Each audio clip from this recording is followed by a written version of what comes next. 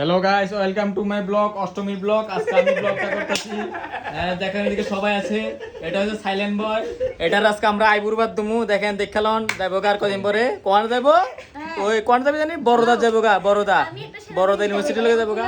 না বড়দা কইতাছি বিএইচইউর মধ্যে যাইব, বিএইচইউ বেনারস হিন্দু ইউনিভার্সিটি। এটা হচ্ছে সুস্মিতা।